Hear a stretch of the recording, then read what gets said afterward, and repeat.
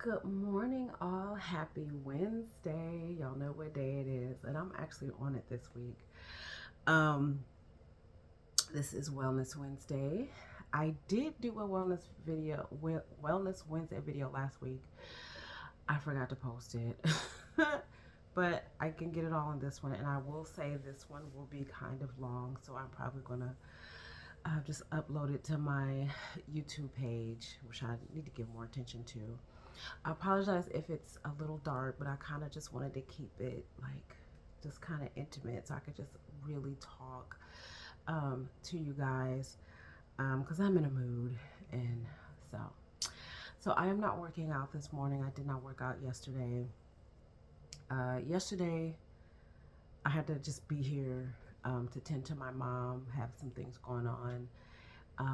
I also ended up going to the hospital yesterday for myself just to make sure that I didn't have some clotting or something going on in my leg. I just have been having a very specific and familiar pain.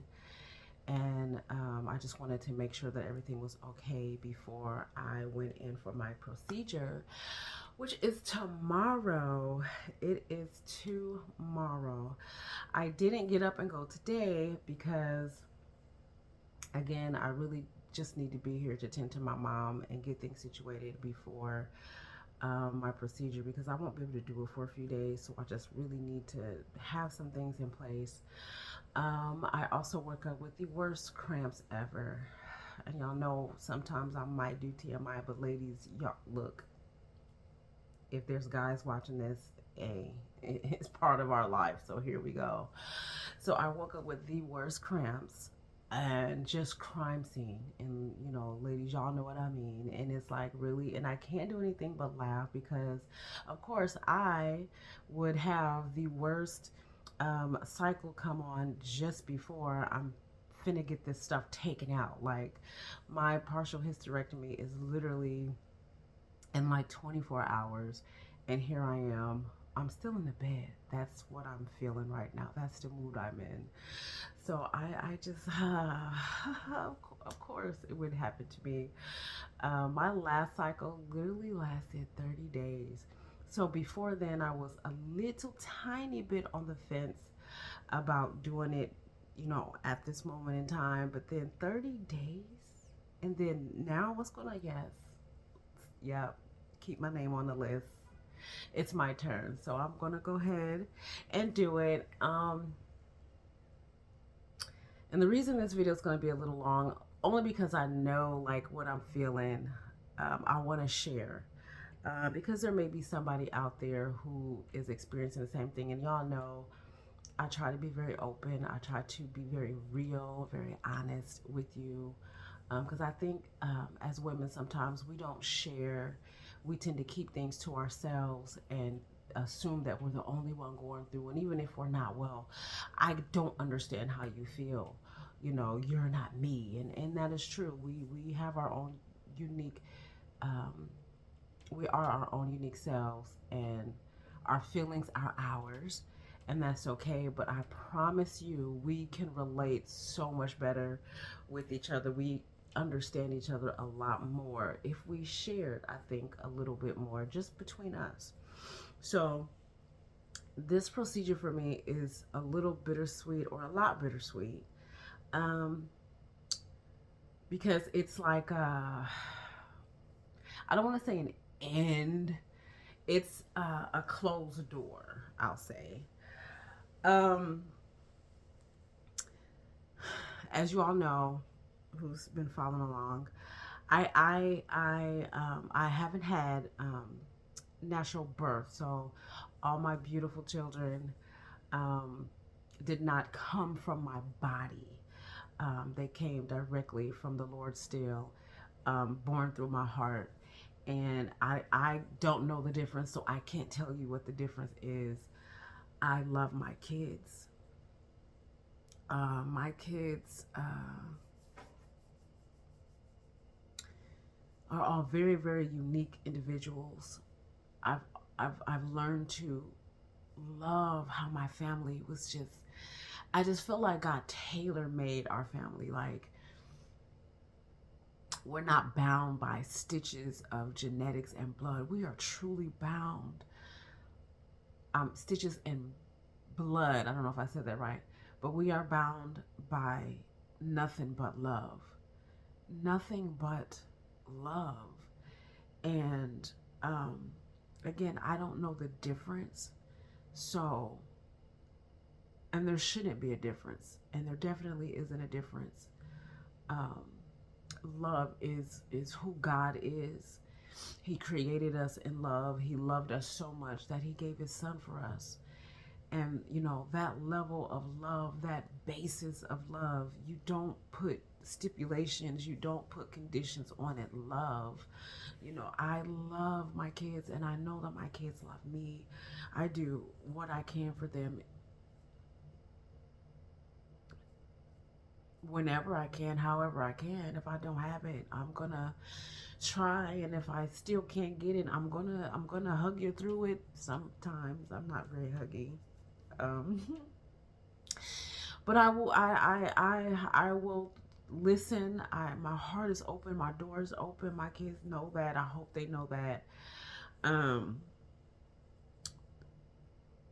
I've gone through things, struggles with kids, and trying times with kids, and growing pains with kids, and trying to figure out our relationship as they've all transitioned into adults. And there's been some rocky patches, there's been some rough edges, there's been so much in the midst of being a parent. And y'all tell me, is it any different from birthing a child? Because Lord knows I have been through it. Some things with my children, but I can say I never thought about leaving their side.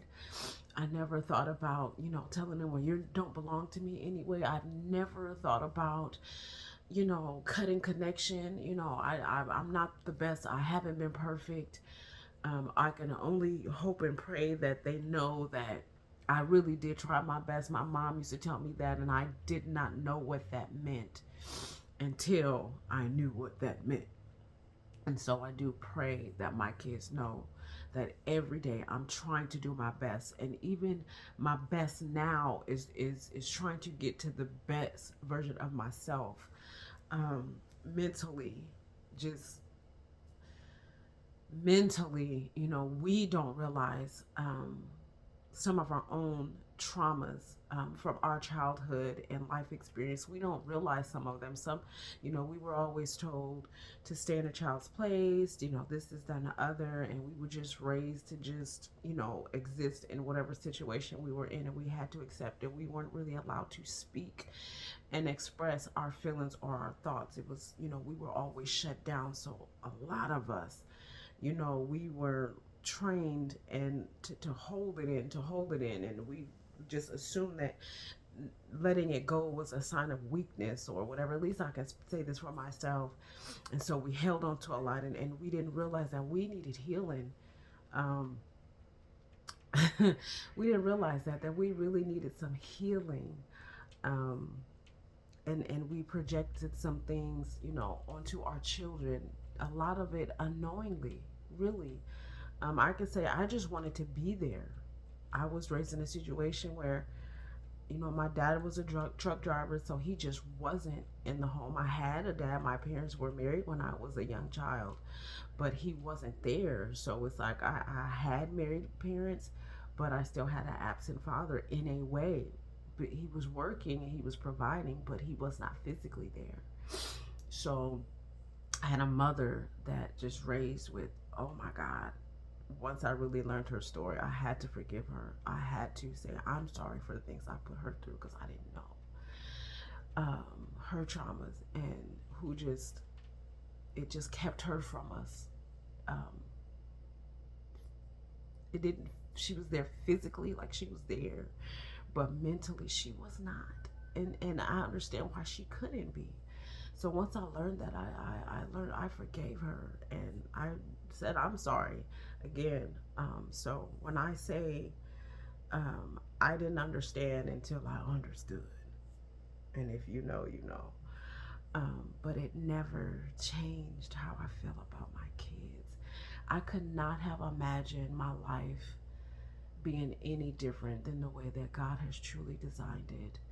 Um, Giving birth is something that I've always desired. I knew as a teen that I wanted to be a mom. I couldn't think of anything else I wanted to be, not a wife, no career, nothing. I just wanted to be a mother.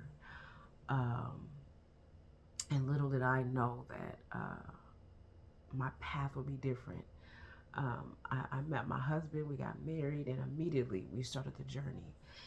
And it just wasn't happening. I mean, there's a lot leading up to that, of my history that I don't even need to get into. But we, I just knew it. I'm like, okay, God, you're gonna bless me. I'm married. I did it. The right thing. I'm just gonna be popping them out. And it just didn't happen that way. And I've told this story many times before. It just didn't happen that way for us. And about a year into our marriage, maybe less than a year, I was like, you know what? Let's just go and see what's up. And so we went to a fertility clinic, and we did all the testing, and he had his count tested, and of course, me, I'm getting poked and blood taken and scanned, and all kind of stuff. There's all kind of things going on. We eventually started some treatments. Again, I'm the one. I'm popping pills. I'm getting poked. I'm getting, ultrasounds, and eventually getting shots in my behind. Like, we're like into this thing, and it wasn't happening. And then one month, I remember my period was 2 weeks late, and I'm like, oh my God, I know this is it. This is it. This is it. We just seen that there's 3 eggs in there. One of them it's gonna. And then it's like as soon as I went to get a pregnancy test, my period literally came. So there was that. So we did that for some months. Held on to optimism as long as I could. But it began to fade, and I just was like, it's me. God is punishing me for my past. He's punishing me for my past. I don't deserve this. And so mentally, I started slipping and sliding down this rabbit hole of unworthiness. God doesn't love me. He's punishing me. I can't even give my husband children. Just the most negative thoughts that you could think of. But we continued. We fought through it. It began to get very frustrating, to be a strain on our relationship. But I want to say a year, I don't know, 10 months in, something like that, I just like had a break. I remember we were laying in our bed. It was our first apartment, and we were conversating. And I don't know if my husband said something that triggered me or what, but I just started hyperventilating. Like, I could not catch my breath. I could not get a steady rhythm of breathing. I just felt like I'm suffocating, but not suffocating, just trying to catch air. And the room started spinning and lightheaded. And then I started feeling I felt like I was cracking. I felt like my being was like coming apart, if that makes any sense. I felt very unstable, very weak, very scared, terrified. I was having a panic attack. I did not know what that meant. Never had one before. But all I can tell you is just describe it as I did as the best I can. I guess I eventually ended up in the closet screaming. He's called 911, and they, came in or whatever. Like, I just had a break. And I don't think it was just because of the treatment and the failure. I think it was because of a lot of things from my past that I'm never dealt with or blame myself for, or thinking God is blaming and punishing me for. Like it was a lot. I felt like it was a lot more than that. Um, so that happened actually a few times. We eventually decided to stop the treatments, and just give it a break, because we definitely, I needed to, we needed to. Um, but I was already here in this state of mind. So, um,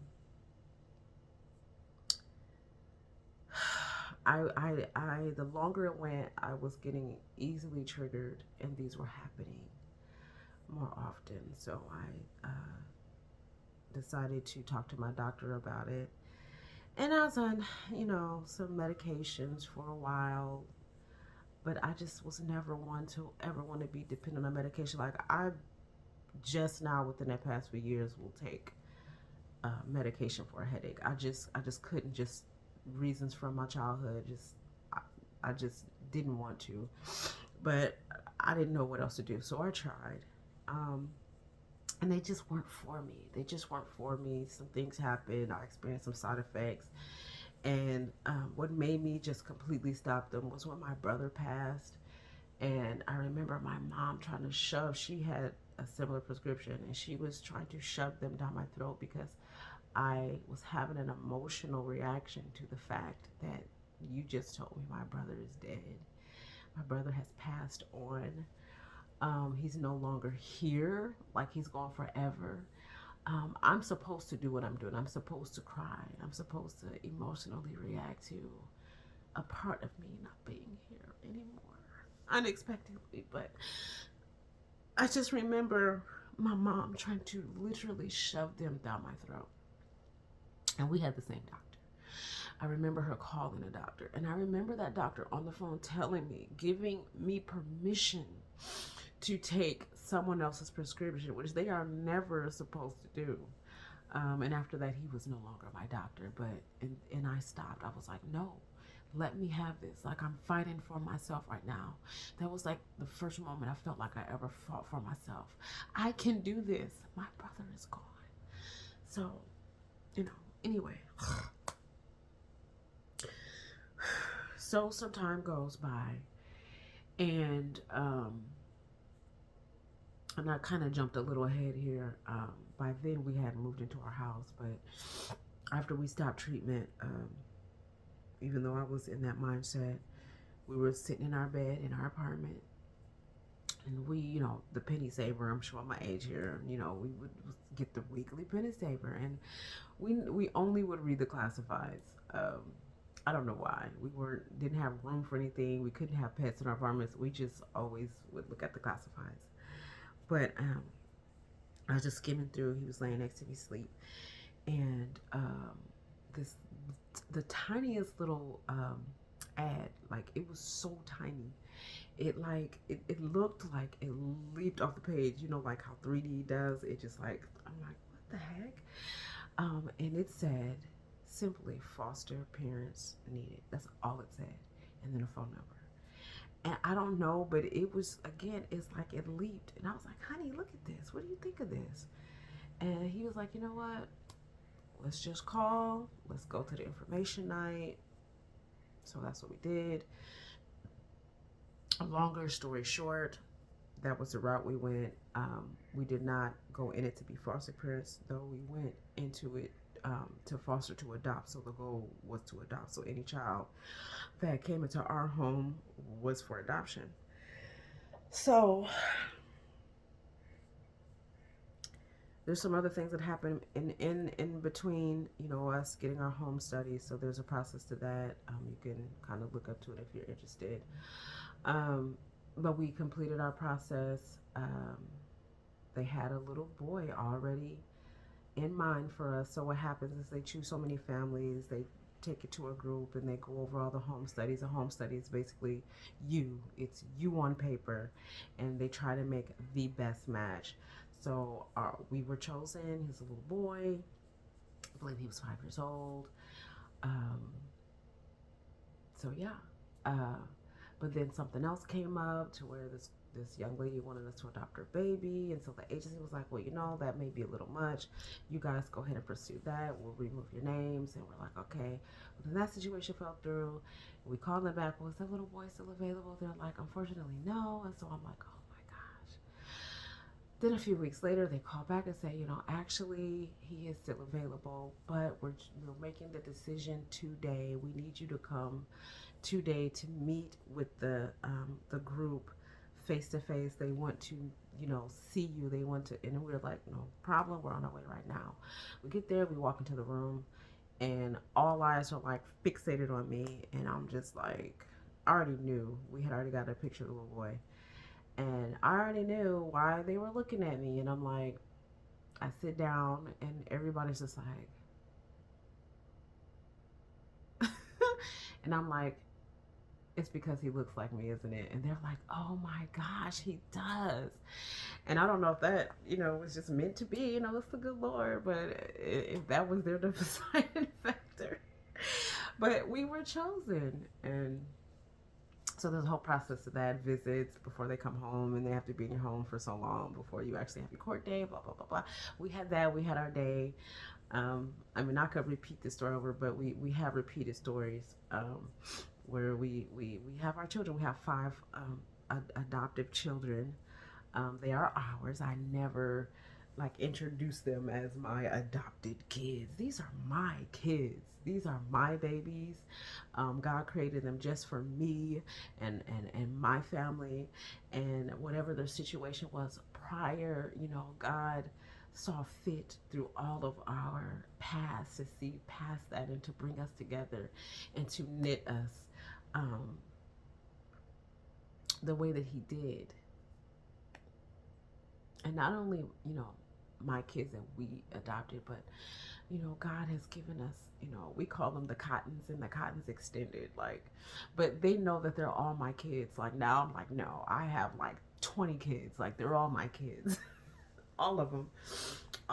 But, God, bless me. My goddaughters are literally my heart too. I can't even think of to say my kids without my baby girls. Those are my girls. And when I tell you they love me down and do not play, all of my girls, they don't play about me. They're not going to play with anybody about me. And I just love that so much. And my sons don't either. And it's just funny how, my kids are just individually, they're not going to play about me, but just eventually, what they have. I have some that think they're my parents. They're the ones. It's hard raising your parents. I have some that, rely on me a little bit more than the others.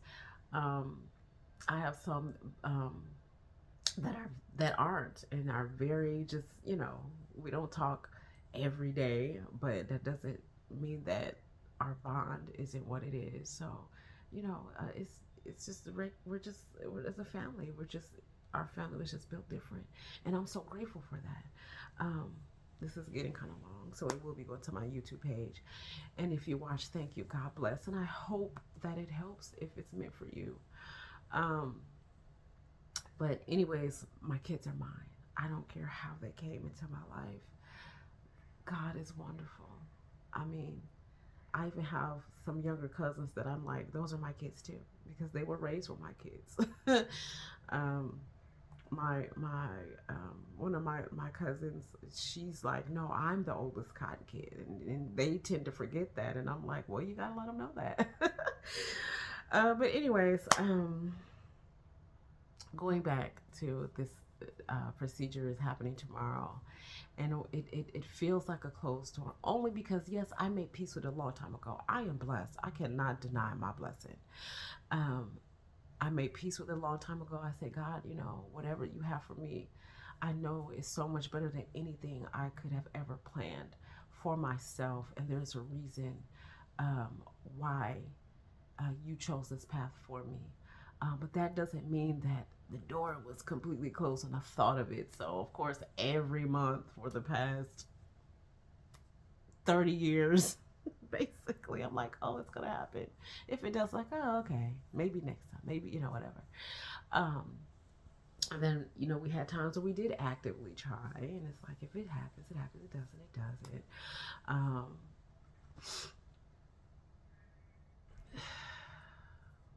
but now it's like, okay. And even when we talked about it with my doctor, I immediately got emotional because I'm like, and it's not that I even want to have a baby at this age. I don't.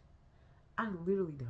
I have two beautiful granddaughters. Again, the blessings keep on flowing um, from God's design for my life. I have two beautiful grandbabies that, yeah, it's like that. Those are my babies, yes, and I love them so much, and I'm so grateful to God. And I got to see them today, but it's just like, okay, this is the door closing. Um, and it's okay. Definitely, I'm telling y'all the way I'm feeling right now. Whoo, Jesus, hey, please hurry up. Come on and get and end this. I'm over it. I'm so over it. But anyways, I still can't help just to have that thought of that door is closed, and it's okay. It is okay. Um, again, I cannot complain. I don't have a complaint. It doesn't even matter how bad the bad times were. And as long as we're on this earth, there's still going to be times that aren't going to be the greatest. All our relationships go through challenges. But the one thing that I know that is real is the love. And because our beautiful God is love, if we keep Him in our midst and in our business, even at the times where it just seems, God, where are you? Why is this happening? How could my child speak to me that way or make me feel that way? Or why is there distance? Why is there walls? What can I do? What did I do? I go through all that too, that mommy emotional mess. But I thank God that I have that. I mean, does it sound crazy? Like, I will take it all because I can say that I am a mom. In whatever capacity God said, this is your path. I am a mother. I am a grandmother. And hey, the way these kids are set up, these new babies, my babies, all these little, yeah, I'm not built. I'm not built to deal with it. I love my boo boo, but I'd be like, she gotta go home. For her to go, it's because it's gonna be her or me. It's gonna be her or me. I need a mental break. And as a grandmother, yeah, I can have a mental break. This isn't my kid. I have to tell her, you're not my kid. You're my granddaughter. Because she's like, if you take me home, Grandma, I'm not getting out the car. Yes, you are. I will snatch you up out of there, baby, and leave you right there at the door.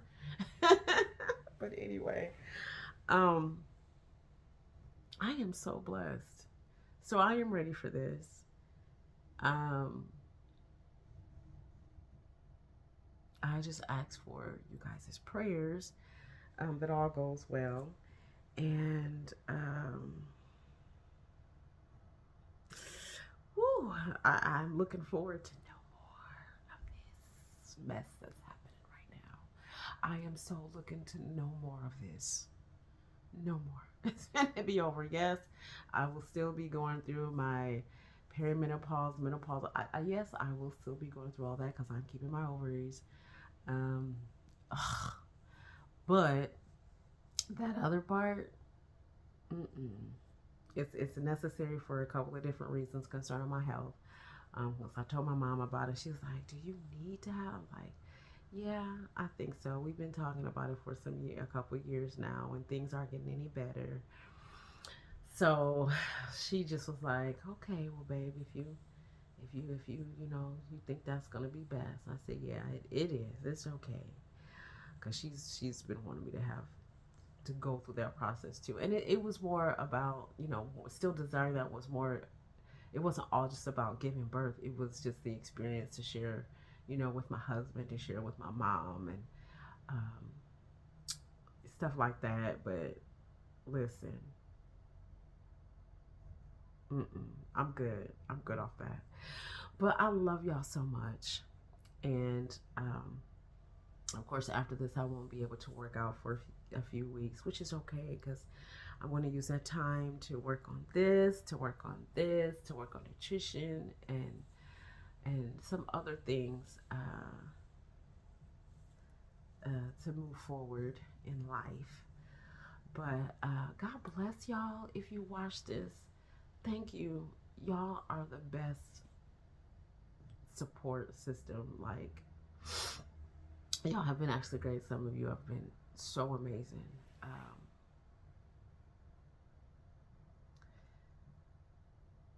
And I really appreciate it. And I, again, just ask for prayers.